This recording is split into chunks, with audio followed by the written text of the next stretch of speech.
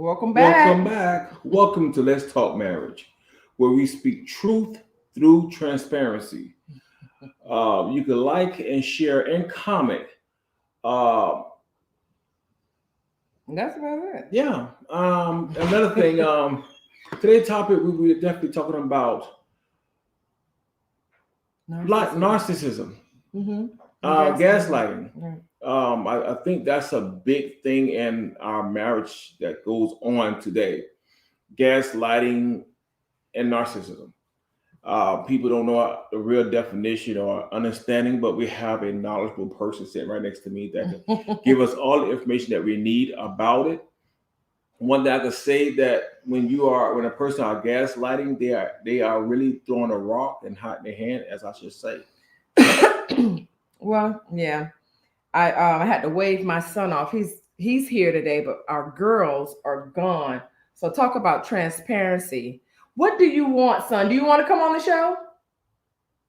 My Wi-Fi turned off. Let me tell you, kids will come out and I asked him today, I said, do you want to be on the show? We could do something with the kids. He's like, no, I want to play my game. Guess what happens? My husband has the whole house shuts down at 8 o'clock. So it's 8 o'clock, and guess who comes out? My son. My Wi-Fi shut off. So we just have to get him settled. If not, he'll be back and forth in this video, jumping around like a jumping bean, saying, I'm bored, I'm bored, I'm bored, I'm bored. So, but today, don't come across this video, son. Put your shirt on. And daddy's going to turn your Wi-Fi on, okay? I am really live right now. So we've been having a lot of like different technical difficulties and all sorts of things that, hey guys, that has, I'm telling you, that has happened within the past week, but we figured it out.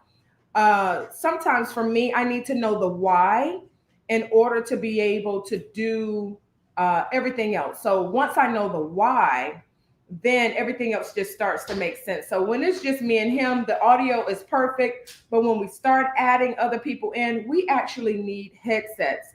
So the audio doesn't come back and forth crazy. So we had to learn that last week, or maybe I had to learn it the hard way because I wasn't listening. I just thought that it could just, oh my gosh. But we're learning. And as we continue with these types of programs, we'll get better and better and better and better and better. And then before long, you guys will be like, oh my gosh, their show is absolutely amazing. If you're not already saying that now. So like my husband said, don't forget to comment, like, and share. And I'm going to yell out to my son, Israel, the Wi-Fi is back on for you, okay? He shuts everything down, I'm telling you. Even the PS4? Even the PS4. You can play with your PS4. So we had to get him settled. The girls are off at a party and they're having a good time. So that is that's some real stuff for you. So we do this. We're trying to be as transparent as we can. We have kids. They're in the house and they try to be as quiet as they can. Because for 1 hour to tell the kids to be quiet, and our house is usually so loud, that's unheard of. But they do really good, and I'm super proud of them for doing it. So I can't even get mad about that. No, we don't. So, so we wanted to talk about gaslighting, and gaslighting is so I deal in the field of mental health. And so I'm constantly working with people because narcissism is considered a personality disorder. Sometimes people don't know that they are narcissistic. So we have 3 different types of ways a person can gaslight, or maybe I should just say what narcissism is. So it's a person who is pretty much absorbed with themselves. They can't see that they are doing anything wrong, and they lack empathy. So whereas if he hurts himself, like they can learn empathy, but it's not real. No. They can learn it, but it's not really real. Sometimes people can they can be changed.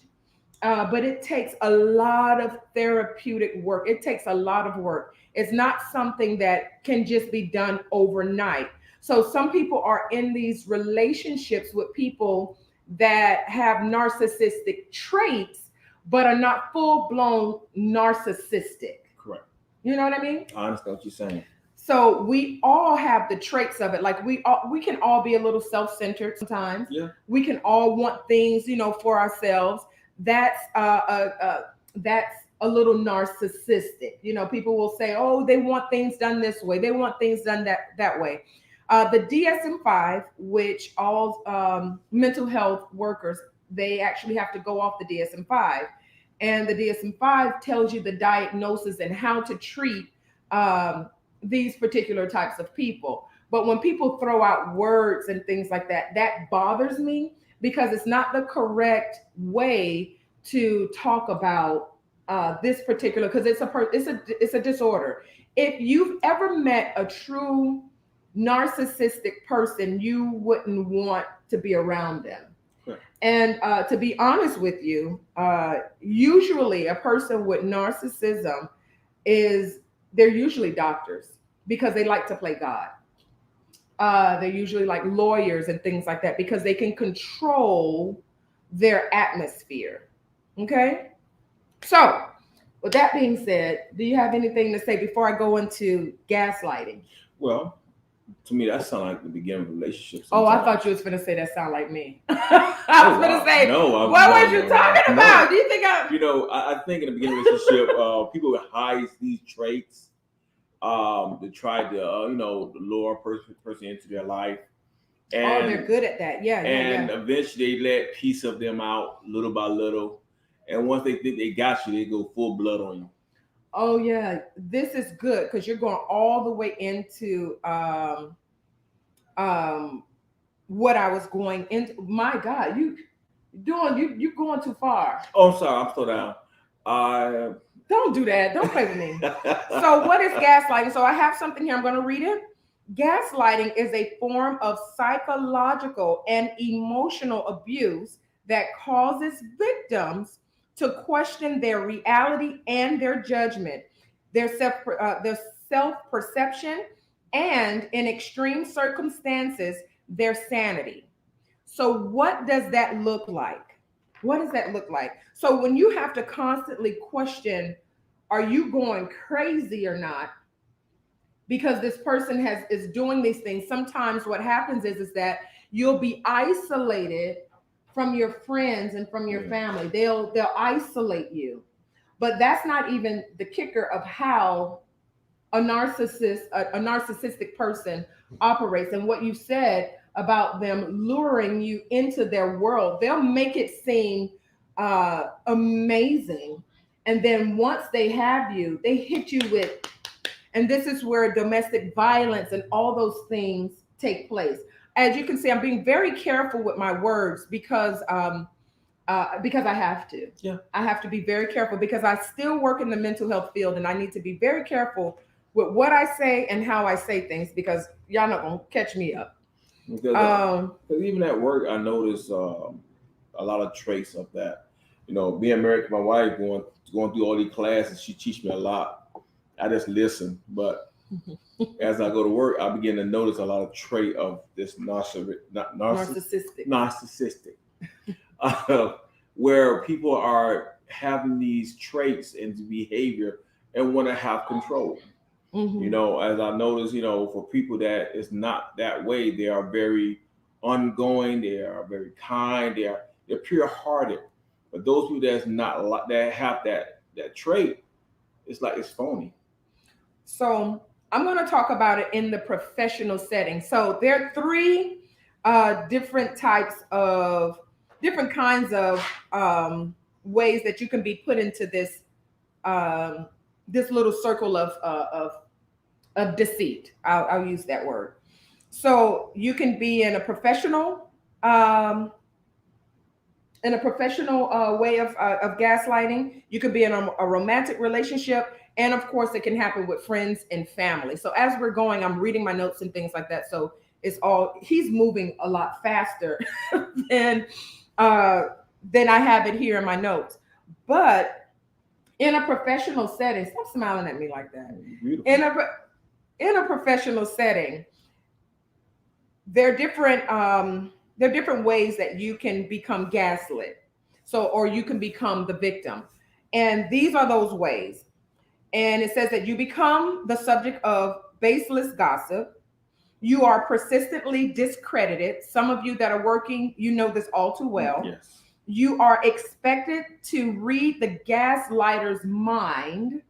Right. You are treated hypocritically, and you are often the scapegoat. So, what does this mean? So, the scapegoat, when you're in the workplace, conflict arises. So, gaslighting can be used to scapegoat an employee, a manager, or a client as the sole source of the problem. Have you guys ever been into this situation before? Yes. Yes. Okay. Yes. So a superior, they may report that an employee as being insubordinate, but what happens is they will never acknowledge their own role in undermining or lying about the employee. Now, this is how you're being gaslit in a workplace environment. I experienced that. This is why I don't work for people, Yes. because there's another way also. You are treated hypocritically. So this is the most infuriating, worst place or worst position to be in. And I've been in this position more than once, and you have too. And we're going to talk about that. Yes. Mine is when when I was in the workplace, my superior may set a rule, Mm-hmm. but they are not living up to that rule themselves. Correct. Or they will allow someone else to be able to yell and scream. And they'll call it passionate, but if I were to speak in that same manner without cursing or anything and being respectful, just raising my voice just an octave or two, I'm being told that I'm being insubordinate and I'll be written up for doing that. Right. I can't show that same level of passion about what it is that I'm doing. So these are how people can gaslight you. And sometimes I don't even think that they know that they're doing it, but you've had these experiences at your job. You work for the county. No, Yeah. You work for the state. Yes. No, the county. You work for the county. County. I mean, be honest with you, a lot of them, I believe a lot of them they do know what they're doing. I ain't gonna act like they do. They don't know what they're doing. They know exactly what they're doing because they could become aware when other people come to them and say, hey, that's wrong what you're doing. And they brush it off like nothing happened. Mm-hmm. Or they continue on the day as if they never did anything wrong. I had one supervisor literally call my phone, talk to me any kind of way. And I'm like, are you serious? Mm. And I had to let her know, do not call my phone ever again, especially at that time of night, about no foolishness like that. If it ain't about work, don't want to talk to you about it. Mm-hmm. Then they get in this way where they want to control your life, as if they are the master of your life. Oh no, they had the wrong young black man, because I don't like people to control my life, especially when I'm at work. Yeah. And I had to really put my foot down and I had to remove myself from the situation, that so I can control my destiny, not somebody else controlling my destiny. They went so far where they even went off to mess up my evaluation, so they could let me know that they have the power, not realizing that don't matter, that don't make me. Absolutely.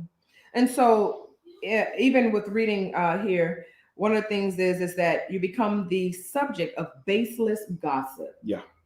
So what happens is the gaslighting manager or coworker may attempt to tarnish your reputation through gossip, perhaps more easily to pin certain mistakes on you. And that's what the person was doing. Yeah. So we have to be very, very clear. Sometimes when you walk with certain authority and you have people that are there and you get hired by someone that's over them, and they feel threatened when you come in, especially if you know your stuff, you know what you're doing. I had that issue in not every setting, only in one particular setting that I was in. I know my laws, I know the rules. and I walk with authority. Everything that I did, even my clients, they all loved me at this place. And they hated the person who was over me. Yeah. But I didn't have the licenses. I didn't have certain knowledge of certain things. Now that I do, I understood why she didn't care for me too much. Correct. But I understand business now, and I Mhm. understand relationships. So even though she may not have liked me in that setting, she has learned to come to respect me now. Yeah. Because there are things that they need, in this, this world that we're in, that I have to be called, and I even have to call them for certain services that they offer. And she still has to see me, and I don't even work for them anymore. Right. So it's very imperative that you just know who you are. And these jobs, sometimes we get these jobs and we work these places, and they are treating us so miserably that you got to know that you got to get you something else if you can, if they're not treating you the way that you deserve to be treated. Does that make sense? Yeah, because I believe some people they see you, they will use you as an opportunity to get promoted.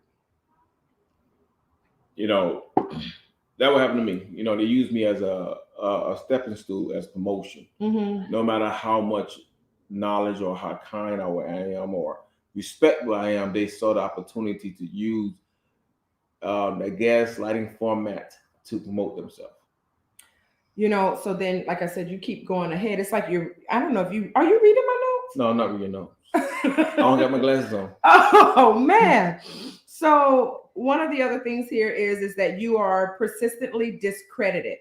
So the ultimate goal of a gaslighter is to rob you of credibility in your own mind, as well as in the minds of others.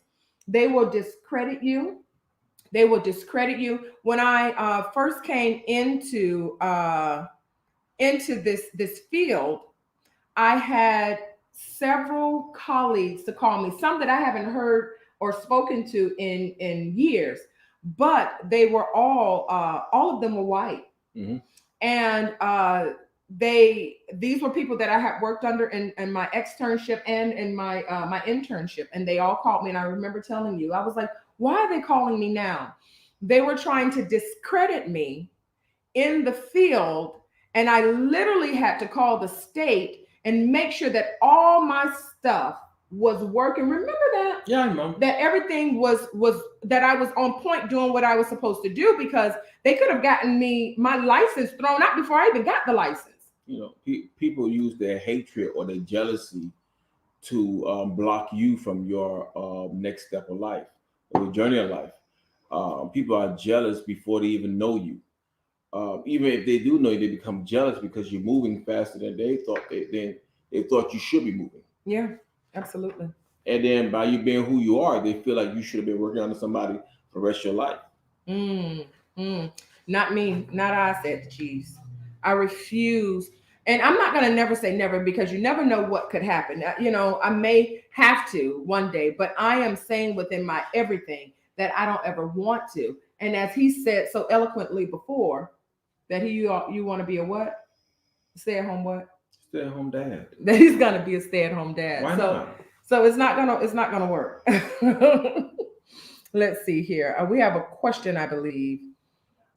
Parallel the gaslighters within a marriage and its subtle traits of the beholder. Carrie, Mr. Carrie, are you reading my notes too?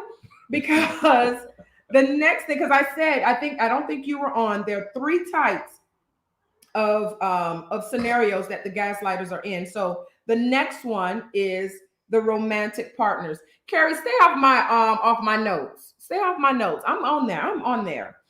So in the romantic partner sector, it is you are blatantly lied to. Your partner is unfaithful. You are pressured into isolation. Remember we talked about isolation? Yeah. We talked about that first. Yes. You are bullied or intimidated, mm-hmm. and you are accused of malicious intent. Yes. So one of the things that it's in I have it in a weird order, but number one thing that a narcissistic person will do, or someone that is gaslighting you, the first thing that they need to do is to pressure you into isolation. Yeah. Why do they need to do that? Go ahead, babe. Well, since I work in the department I work in, what I'm looking at a lot of the cases and dealing with a lot of the people come to find out they do that to change their mind or to manipulate the mind of the holder. If I hold you in my grasp, I could change who you are, what you are. You become what I want you to be. Because I want to have control of everything in my grasp. And what I discover, and it can be a very dangerous thing, when they do that, if it don't go the way they wanted to go, they destroy everything around them. As in to the point where they even, sad to say, kill them. Or abuse them, or abuse the kids. They will do things to force the person they have forced into isolation to form who they are, want them to be. So one of the things here is that isolating you makes control of you easier, preventing the opportunity for you to gain needed perspective. When you have friends and family around you, like when I do therapy, I always ask, who is your support system? Who do you have supporting you? Who can you call on right now if you needed help? When I work with domestic violence, women who are a product of domestic violence, and even men, because don't ever think that men are not being abused by women as well. But when I work with people who are victims of domestic violence, what the first thing I always ask them is, do you have a support system? I never ask them to leave. And I'm going to share this with you all from the bottom of my heart. Never try to force them to leave. Never say that they're stupid. Never say that they're this. Never say that they're that. The reason being is because, let's say, and God forbid, because if he ever put his hands on me, I'm out. Look at, let me see. You see these hands? I would, look at it. You better put these hands. Don't put these hands on me. Put them down. Just put them down. Put them down. If I put my hand on her, it's like this here, y'all, okay? To love her, okay? So when a man, or like I said, or a woman, if they're in, let's say they're in, I was giving the example of you. If we're in this relationship, well, as we are married, I'm stuttering a little bit because I want to be careful. We have children. We have 3 children together. He's been supporting us for all these years. I just recently started working because I was in school and all these things, right? Before all of that, it was just me and him, and he was working, sole provider of this family. And let's say he was abusing me. I couldn't just jump out of the relationship. I couldn't just jump out. The reason I couldn't just jump out is because we have children. My children, they wouldn't have known, because sometimes these narcissistic people, what they do is that they appeal to the children in such a way they can be good family men. They could be good to the outside. Nobody will ever know. The main thing is to isolate and to control the person that they're with, or the one that they want to control.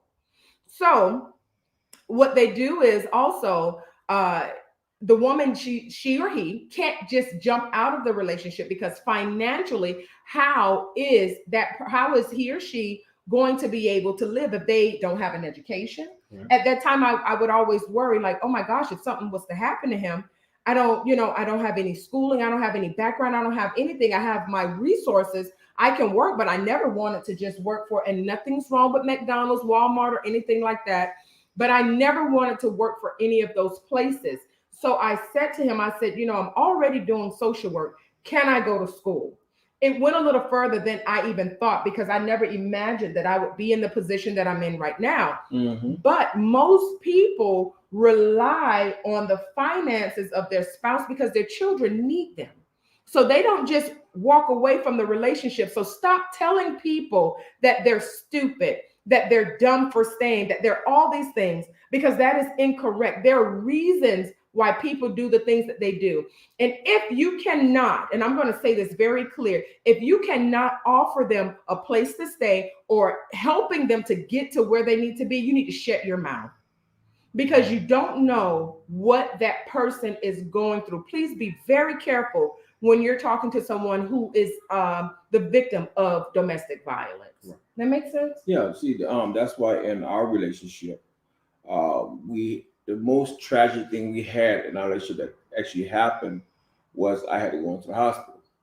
And when I went into the hospital, my biggest fear was if something should happen to me, what's gonna happen to my family? Because I was the sole provider. I was always working. I'm making sure that everything was taken care of. So one thing we had to discuss, say, hey, if something should happen, we need to make sure that you're right. Yeah. So we made sure together that she went to school, do everything that she needed to do to get what she needed to get. That's so we won't fail each other. Because if something should happen to me, can she survive? That's my biggest thing. If God forbid something ever happened to our relationship and dissolve, it would not. She could still provide for herself. And you know, I'm always worrying about tomorrow when it comes out of our family. Yeah. You know, and some people that is narcissism don't worry about tomorrow. They want what they want now. Yeah. Yeah, they want the control now. And this brings me to one of my first bullets here, is that you are blatantly lied to. Telling outright lies and simply denying a partner's experience is one form of gaslighting. They will always lie. I'm going to explain why. This can include denying a behavior despite clear evidence or distorting the truth to make the victim look bad to outsiders. I'm going to give an example. So the person can be caught cheating. Let's just take cheating for example. They're caught cheating, and then they'll say, because remember I said that they'll make it say they're nice to everybody on the outside, like everybody else loves them, right? And then the woman will say, I caught him cheating. I caught you dead to rights. The family members, especially his, will say, why would he do that? He's a family man. All he talks about is his wife. All he talks about, or all she talks about is this, and all she talks about is that. Why would they just lie about that? You're crazy. And it brings me back to the very first point that I made when it talks about what a gaslighter is. They will make you question your own sanity. Yeah. So you'll start to think, well, did I really catch them cheating? Yeah. They make themselves seem as if they're the victim. Oh, here we go. Now, a gaslighter may also lie by creating a sad story to garner sympathy and divert a partner's anger, distress, or suspicions. I got a good example. Okay. Watch this. I cheat on my wife, right? I didn't do it. Okay, she caught me red-handed. And I said, well, dear, it's because you stopped loving me. You stopped caring for me. You stopped doing for me.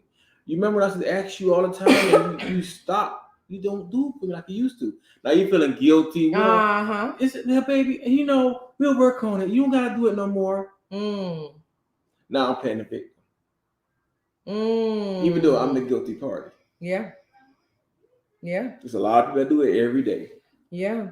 So Jennifer Roundtree says here, they will victimize, then play the victim. This is how you always say they throw the rock, then hide their hand. This is absolutely true. You got to be very careful of these people. The red flags are there. Yeah. But they are very, very manipulative in such a way. These types of people are they're beautiful people. They're crafty. They're beautiful people. They're crafty. They'll have all the qualities or all the qualifications. They'll check every box. But then it's that one red flag that they will show you. They'll show it to you, but you will overlook it because they do all these other things. But it's manipulation and control. I always ask people, if you can't get out of the relationship, if you were to leave right now, would you be able to take care of yourself? Do you need this person to sustain you? And if the answer is yes, and you're crying and you're hurting and all these, and you can't see a way out, and you have to ask them for money, you have to ask for this, you can't do that's gaslighting and a form of narcissistic behavior. Now remember, there are personality disorders. Narcissistic people usually do not want to know. It's hard to tell them that they are behaving this way. This is not something that they want to hear. But those that are getting help, this is something that it's their personality. It's not something that can easily change. So they have to be in therapy constantly to try and get this help. This is a disorder. Okay. You understand? I understand. So people need help. So anybody have any questions before I continue on? Carrie said that they're professional manipulators. Yeah, you do have people out there that's actually professional narcissists. Narcissism. Narcissistic. Well, we have to put it in the correct term. Like so you were saying there are people out there who are professional narcissistic people. I guess you could say it that way. Yes. Yes. That. Narcissists. There you go. You got or professional narcissists. You said it. This word is getting on my nerves. They are. They go around destroying life to build their life. Most people that I hate to say in political world, they act like that as well. Yeah, the reason I brought this up is because there are so many people that are in these relationships and they take it lightly. They're living miserable lives, and they're not paying attention to these red flags because they want to be in a relationship. They want to just be with somebody, but then because we're from the church world, we hear them say, "Oh, well, God can fix it. God can do it." If this is a part of their personality, God can fix these things. But if people don't want the help, they're not going to change. Well, I know some people, they probably know the person have that type of trait, but feel that they could change who the person are. The science is always there. They can see the signs. They know exactly how the person is, but they feel like they could change who the person is to what they think could be better. And you always say what? You can't what? You cannot change nobody but yourself. You can't change anybody but you cannot control nobody but yourself.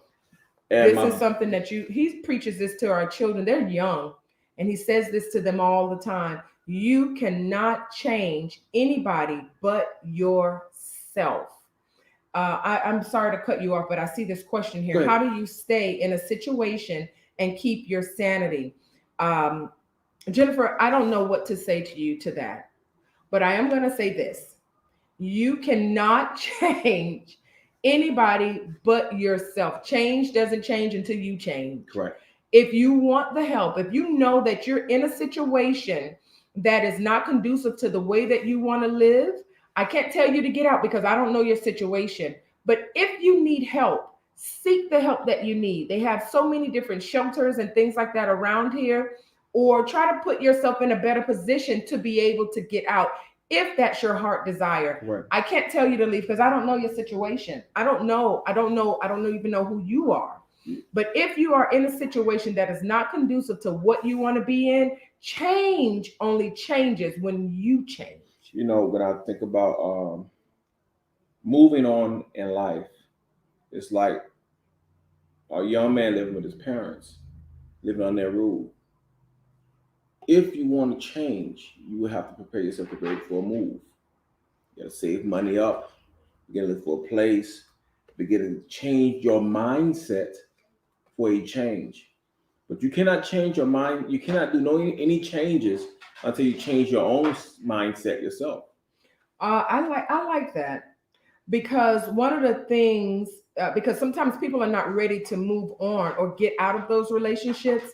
So what I usually do is ask, depending on the conversation of when we're in those sessions, why do you think you're here? What is it that's in you that's causing you to say or to think that you deserve this? Why do you think you deserve it? Sometimes people feels that because what they did in their past, they deserve to go through what they're going through today. Say that again. Sometimes people feel because what they've been through in their past or did in their past, they deserve what they get today. You think, wait, Sometimes I believe people go through agony and pain today because they feel that's the retribution for what they did. oh, they feel. I thought you Yes. said that's No, like no, like no, that's no, a no, karma. no. I The was victim like, feels that what they deserve because they believe it's retribution for what they did years ago or in their past. so one of the things that I do know is that the Bible says, and Carrie, if you're still on here, you can help me to quote this, or the people that are here that have their Bibles open, Mhm. that God forgives, and He forgives you for your past sins. I am here. I am a sinner saved by grace.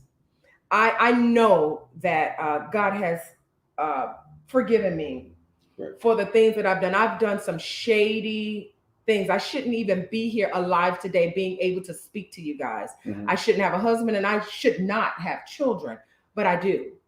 And I know that it's by the grace of God and my grandmother's prayers and the people that have prayed for me that I am here today, that I am even able to articulate the way that I am, right? Right. So if the Bible says that that He will forgive you, and if you forgive yourself, That's the main thing. then if you're holding on to those things that you've done in the past, that means you haven't forgiven yourself. Correct. You haven't confessed to yourself about your own sins. Sometimes we hold on to our sins so long till it actually damage our future. And we don't realize that we're holding on to something that everybody else had let go. We have forgotten, even forgave you, but you hold on to it so long till you play the image in your head over and over again until you form a personality of saying, I deserve to go through this. Adrian Cadillac Bell here. That's actually a really nice name. It said he or she says here, why would you stay in a situation at the rush of your sanity? I don't know what that part means. Is it worth that? Ask yourself that first. This is an honest question. Now, why would you stay in a situation at the rush of your sanity? So sometimes I guess I don't know if I'm answering this question right, but I'm going to say this. Sometimes people don't even know that they're losing their mind. They think that it's normal. People get sometimes. I'm going to put it this way. In life, certain things in certain people's life is normalized. When you grow up in an abusive home, that's normal for them. So they end up in themselves in another position where, as an adult, they live in an abusive relationship because it is normal for them. A person that grew up with a mother and father, it's normal to have, a balanced life. A child that did not grow up with a mother and father, just grow up either with a mother or a father, they think it's balanced to be separate, or separated from life. So normalizing is different to certain people. Okay. So I'm going to go back to Adrian's question. It says, why would you stay in the situation at the risk of your sanity? At the risk. Now I'm like at the rush. I'm like, what was that? Okay, I'm glad you guys put at the risk. Now we went into the beginning. It's a form of mind control. Everybody does not think the way that you think. Every woman is not the same. Every man isn't the same. I see men that are manipulated. I see women that are manipulated all the time. I see people that manipulate people. And they always, so they did a study. We had to do this in class, I remember. And they did this study where they took this woman who was in a traumatic abusive relationship, right? And then there were a bunch of men, some men who were abusers and some men who were not. Now, studies, the way that the study was designed was to see who this woman or who this man, who would draw to each other. They turned the light off and you can see the heat sensors, right? These women and these men, automatically, the women who were abused and the men who were abusers, they always drew to each other Like magnet. like magnets. Why was that? Why was that? Misery, recognize misery, this is. Well, I want to be careful of our words. I'm not going to call it misery. Sometimes, and you were alluding to it, where we talk about how you see things growing up and then you mimic those behaviors. Normalize it. So you normalize these behaviors and you're thinking that it's okay. Now, I forget how the whole story ended, but we see these two people, and oh my gosh, we have a whole name for it. We have a whole name for it. Oh my gosh. Because when they're both have been abused, they come together and it's called something. I can't even think of the name of it. But they automatically just continue to find each other no matter where they are. It can be a whole different man. Mm-hmm. He's been abused in his life and she's been abused, all of her life, and they find each other. Come on, Brian, give me the name of it. They find each other. And not only is it toxic, because sometimes you can be in a relationship that's toxic, that don't have, you don't have to fight, you don't have to cuss each other, the relationship itself could just be toxic, could just be nasty. Yeah. Trauma bonding. Thank you, Brian. It is called trauma bonding. When two people they are raised in two separate worlds, but they always find each other. They bond together because of their trauma. Those relationships are extremely, they become toxic and they are detrimental. I won't call it toxic. I call it like an atomic bomb. Well, that's what trauma is. Growing up where I grew up in, the era I grew up in, I saw relationships that was exactly like that. I had an uncle that was in a toxic relationship. They was toxic to each other. Mm-hmm. And the outcome and the ending of that relationship, both of them dead now. Mm. One killed the other one ended up dead because she ended up in a toxic relationship herself. And that was detrimental to her life. And the thing is, I tell people all the time, you have to ask yourself a question. What do I want in my life? When I saw my uncle, he was a kind person, a loving person, but he also was a person that didn't pick fights, but he'll finish a fight. Mm-hmm. And he tried to save somebody, and in return, trying to save somebody, nobody saved him. And people have to understand, you cannot save nobody but yourself sometimes. Yeah, and there's nothing wrong with focusing on you. Sometimes we get into these relationships, and here's the question here: what happens when you become comfortable being trapped because of the fear of being alone and lack of self-worth? Usually those are the people that it's not trying to convince them, because this is their life. Yes, sir. We learn in therapy that self-efficacy comes first. I can't tell anybody what to do. It has to be their own determination. They have to want it. If they don't want it, I can't want it more than them. I'm not coming home frustrated and frowning because the person that I just worked with doesn't want to change, or they don't want the skills or the coping mechanisms that I'm giving them. So oftentimes what they do is they block it out. They dissociate from it. They can do that. If they've seen their mother do it, because 9 times out of 10, I'm always going back into the childhood. Yeah. I go back into the childhood because I want to know why. I can do cognitive behavioral therapy all the time. We can teach you how to do things, how to change certain behaviors and things like that. But if you are telling yourself something, if you're constantly telling yourself one thing over and over and over and over and over again, I can't change that. You have to want to change it yourself. Correct. When I'm at work and I speak to people, I like to sometimes speak to people that have been divorced already. The reason why, because I want to know what happened in their relationship that caused them to end up ending the marriage or divorcing, or how it goes to the point where they're no longer together. a lot of them, when you begin to talk to them, the first question sometimes I ask them, so how was their childhood? That's out of curiosity. It is a repeating cycle of what they did when they was a child. I'm sorry, not what they did, what they witnessed as a child. How their parents handled the relationship, or how the other parents handled the relationship. Yeah. And the one that decided to break it off, so so I got tired of dealing with, incomplete man or incomplete woman. Or they tried to control me or isolate me to a point that I didn't like it. We're going to go into friends and family. This will be the last one because there were 3. So we talked about being in a professional setting. We talked about being in a romantic setting. Now the next thing we're going to talk about is how gaslighting is affected by friends and family. This one here almost took me out.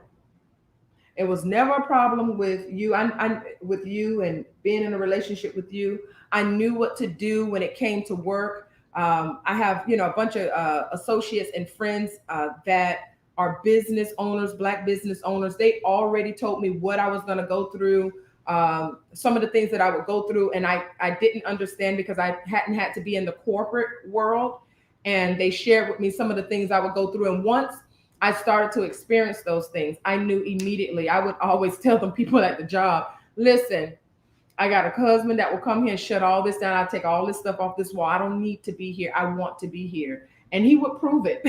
He would come in. She'll give me a call that's come there. They'll look at me, stand to the side, and say, I don't want none of that problem. I'll strip the wall dry, put it in the car, and pull off. Yeah. I'll pull up in that van, pack my stuff up, and I would be gone. And see, the thing is every job she have retained after her graduation, it wasn't because she wanted a career there. It's because she needed to learn from them. And as I told my wife, once you learn what you need to learn, move on. And we moved on. Oh, we did. We moved on. No problem. No problem. So let me see if we have some questions here. Adrian Cadillac Bell says, agreed. You have to want to change. You have to want to change it yourself. I guess that's what you're saying. Beg to differ. Break the cycle. It's a choice. As I stated earlier, Israel, don't come in here. We live. As I stated earlier, sometimes people feel that they don't have a choice. Correct. So I want you guys to get it out your mind and get it out your vocabulary to tell people you have a choice, because sometimes they really do feel like they don't have a choice. Sometimes people don't have all the options that you may have. Some people are afraid. You never know what that abuser is saying and doing, or have done, and children are involved. I could share some stories with you, but we only have so much time. And I need you to think of the scariest thing that you could ever think of. Think about that, and think about a man doing it to a woman, or a woman doing it to a man. The scariest thing you could think of. I hate snakes. So he could control me with a snake in his hand, and I would be like, okay, I'm gonna submit. So that's my biggest fear, right? So just think about that. Like the ugliest thing you could think of, people have done it. We have traffickers, all sorts of things. Some people just conform because they feel that they should have to. They don't feel that they are worth it. So be very careful when you tell people that it's a choice, because sometimes it's not. One thing I always have said also is, a trapped mind, your mind is trapped, your mind has been enslaved. A slave does not see nothing more than just being a slave. You can talk about freedom all day long. They don't see freedom. It takes somebody that is free-minded to begin to discuss and open that door of freedom to them. You just can't go up to them and say, oh, change your mind. No, you cannot change your mind. You cannot change their mind. All you can do is give them a description and allow them to see it for themselves. If the person don't see it for themselves, you can't expect a change to happen. Yeah, absolutely. They have to see the change for themselves. They have to see that they do have choices. And so I'm going to just leave this with you, and then we're going to move on to friends and family. as since you guys are out there and you have some knowledge of some things, the one thing that I would leave with you guys is uh, um, be a voice of reason, not a voice of ridicule and pointing fingers or making the person feel shame because they've decided to stay. Because what they're doing may not be what you would do, but it's the choices that they're making.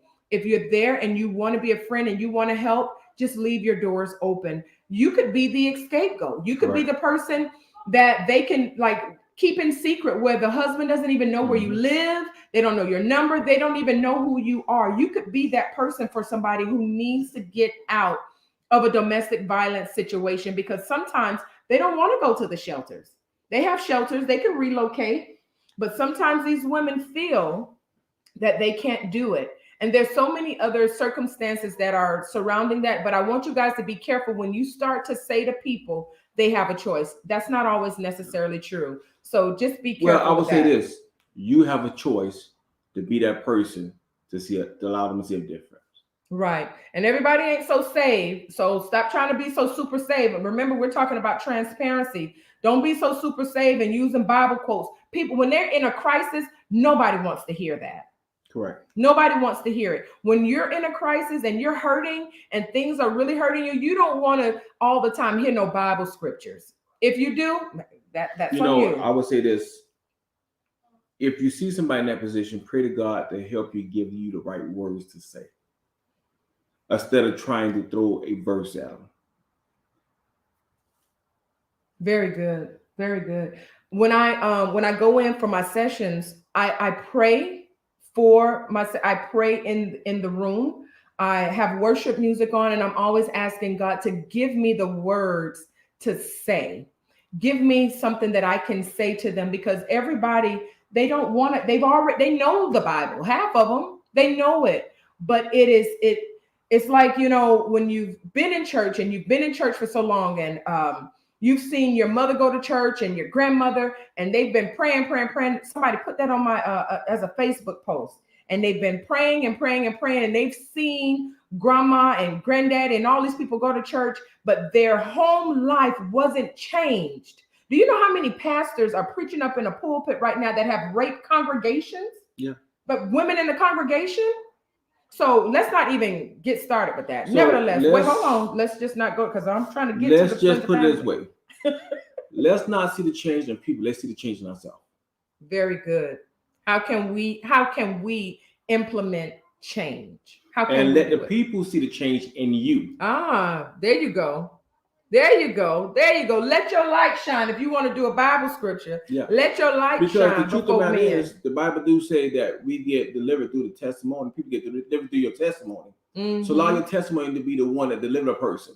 Because not 9 times out of 10, people don't want to hear nothing about God at all, because they feel like the church is full of crap. Yeah. So now let's keep this to this point, as since they think that way, allow them to see a difference in you when it comes out of Christ. Absolutely. Absolutely. These responses are absolutely amazing. You have to respect their choice and just be there to support. Yes, Yasmin, you got it. Just be their support. That's it. That's it. Then we have Carrie Johnson, and this is absolutely 100% correct. Most churches aren't equipped to offer therapy. They give a scripture and a prayer. This is correct, especially for the old church. But now, Mr. Carey, I'm going to say that should not be an excuse, but it is an excuse. It is something that is that we see all too often. The church wants to give you all these Bible quotes, but people have mental health issues. Go ahead. I'm gonna say this, and I told my wife one time before. The church spends too much time preaching about filling the offering basket up, but do not offer this type of services that help the community to grow. If you want to see a change in our community, you want to see a change in our relationship, change in our family, change in between husband and wife, we have to offer that type of service.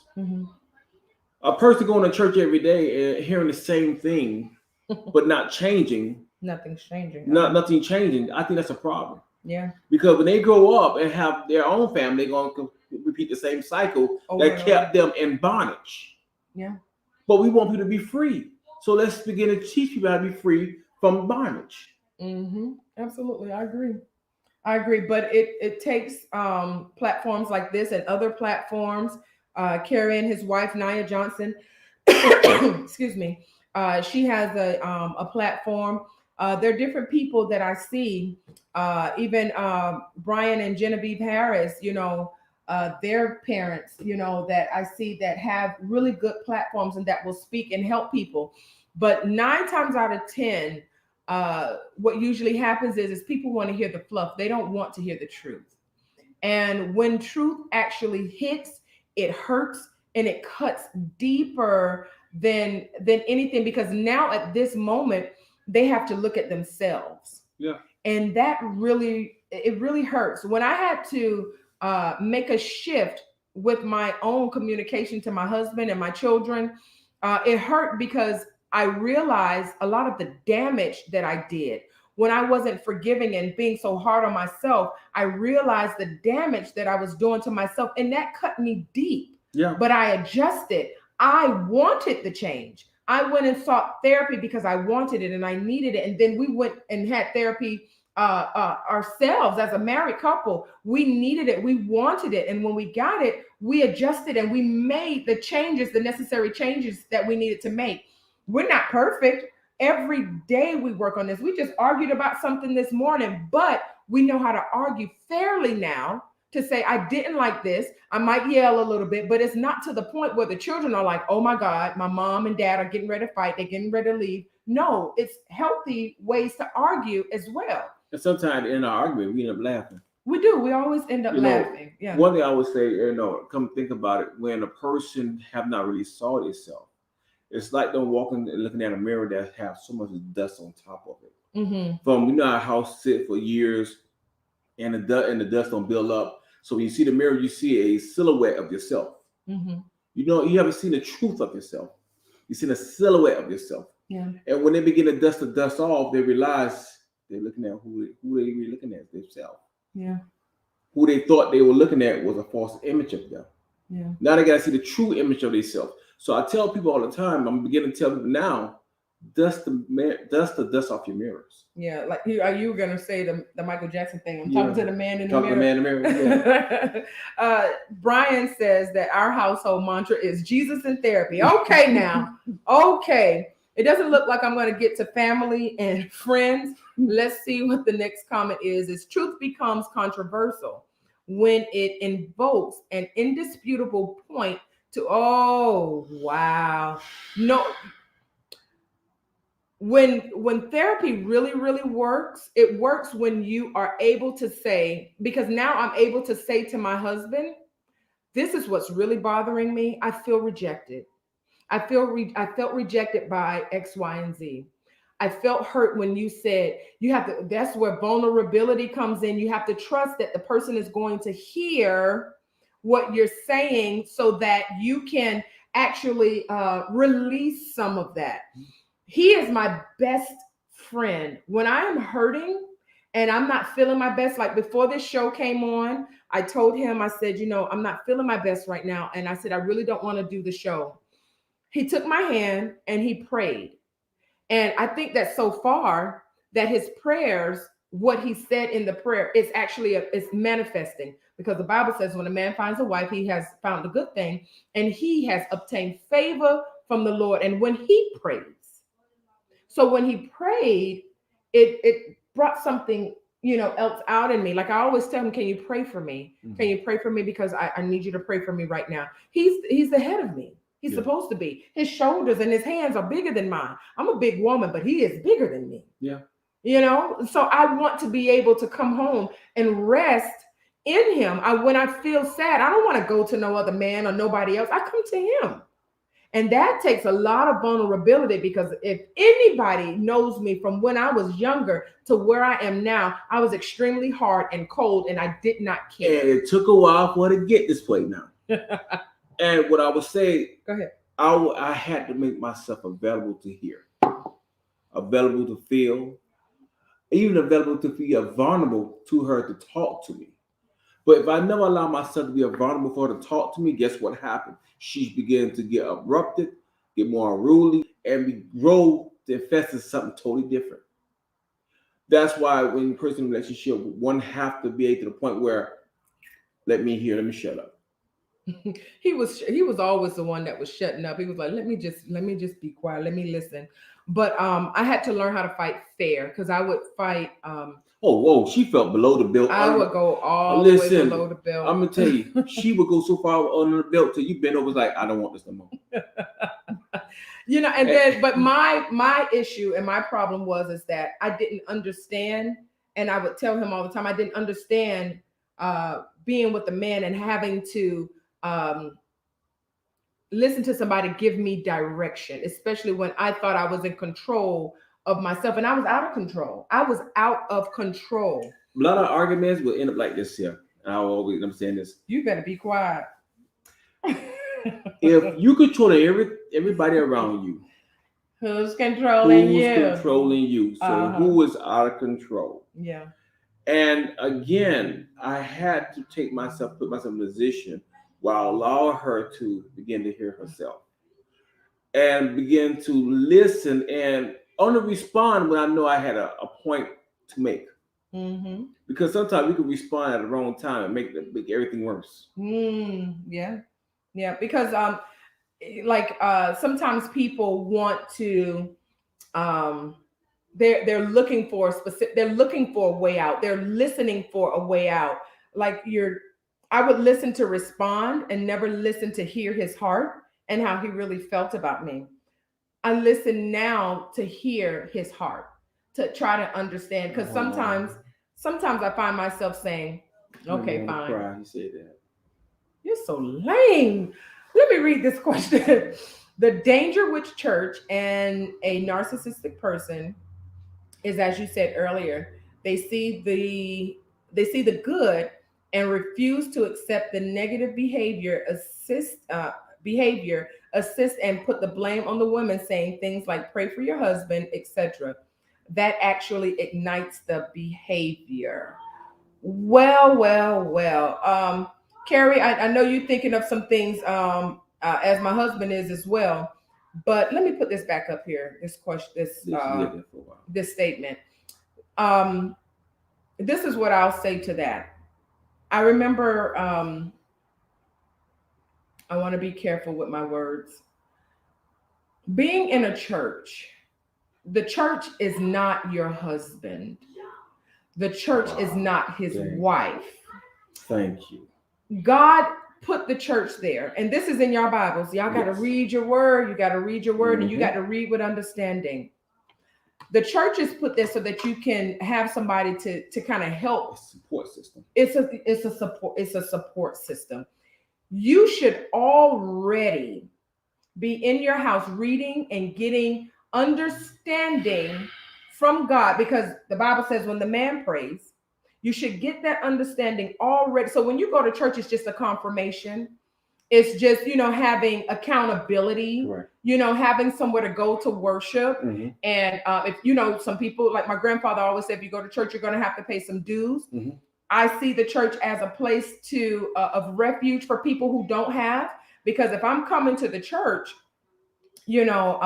we should be helping the people who are sick and who really need help. Correct. Like churches need social workers yes. to be able to help to build and to do so many different things. I'm telling you, there's so many things that social workers can do and mental health professionals can do to help the church, but that's neither here nor there.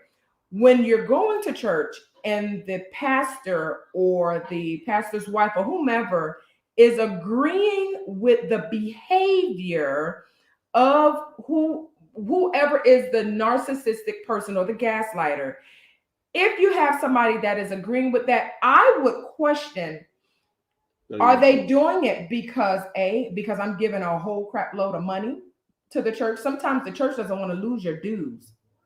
This is what I've seen. Don't quote me on this, because this is from my experience, from what I've seen. I am a whole preacher's kid. We both are. We get to see behind the doors of some things that have happened.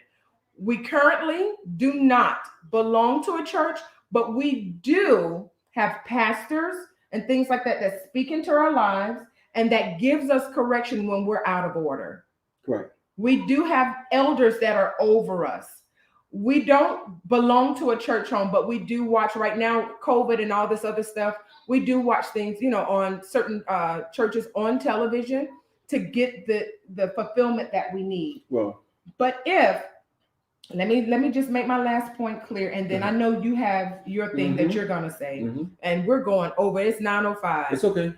If you are in a place where they are agreeing with your spouse and they are hurting you and you are expressing your hurt and your pain, I would check myself. And I would ask myself, is this what I want? Because if your husband or the person that is the head over you, when I experienced a lot of disdain from a church that we were in, I tell you no lie, to this day, people will tell you, my husband stood up in the church and denounced them. Not only denounced them, he denounced some other people that will remain nameless, but he told them, this is my wife. And if you cannot see or hear what she is saying, and I'm seeing it myself, we are no longer a part of this organization. He got my hand, picked up our baby, and said, let's go now. I was walking behind him so fast, I didn't know my legs could move that fast. My husband protects me. No pastor can come in here and tell him how to handle me. The devil is a liar. He's a bald-faced liar. There is no way. There is no way. Maybe that person can give encouragement if he's having some type of issue with me and he needs some help. But the first thing he's going to do is go to God. So you got your thing that you want to say. Go ahead. Number one, I'm going to say this. And I'm going to be very clear and frank what I say. If anybody disagrees with me, read the Bible for yourself. It's okay. It's fine. But when I read the Bible for itself, the first ministry that God made was family. Church was there for support. If the church is agreeing with something this foul, I'm trying to be careful with my words, I think it's time to be rebooted.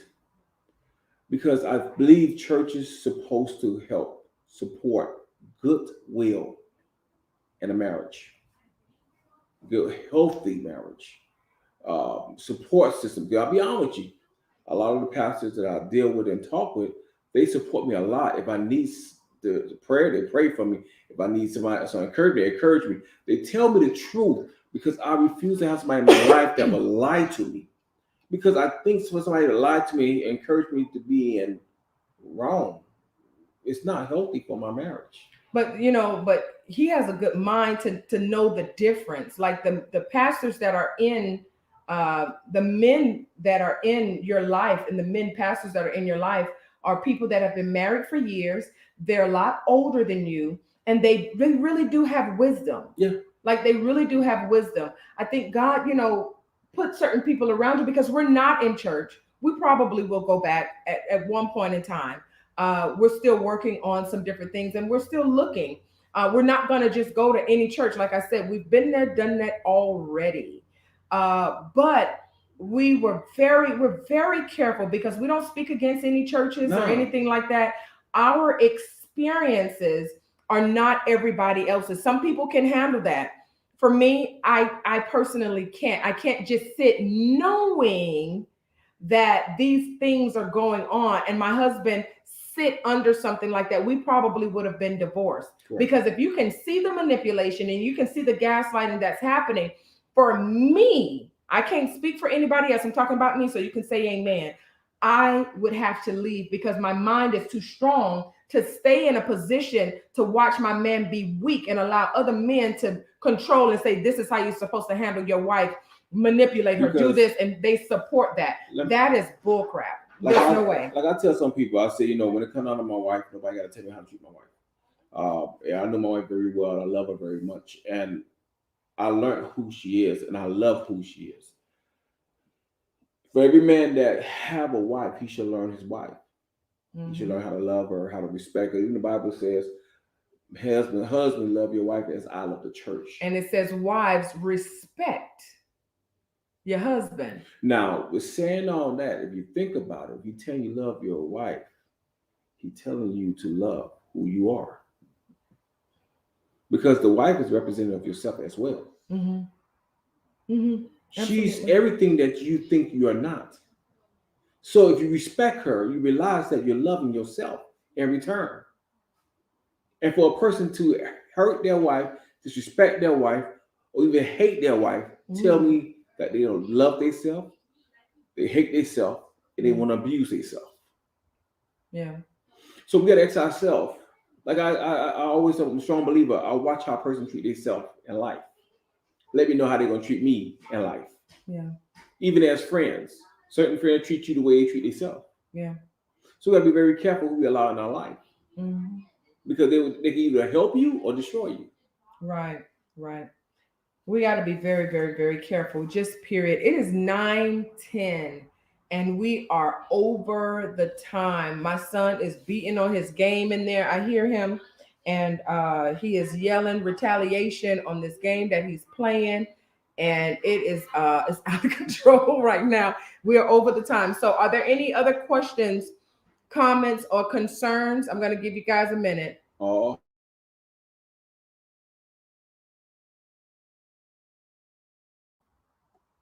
Is everybody hearts, mind, everybody's clear? I had to mute it so I could tell my son to shut up. I had to be loud. But if that's it, so for the friends and family, it was you're made to feel guilty. You are treated as though you are overreacting. You are made to feel that your request is erroneous or unfair. You are blamed and shamed, and you suffer retaliation. I think that we should just finish friends and family next week, and then we'll just ask some more questions. Thank you, Miss Jennifer, for saying that.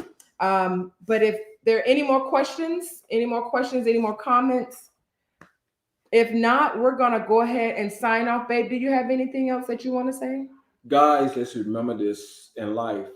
Let's love ourselves, love who we with, and be happy.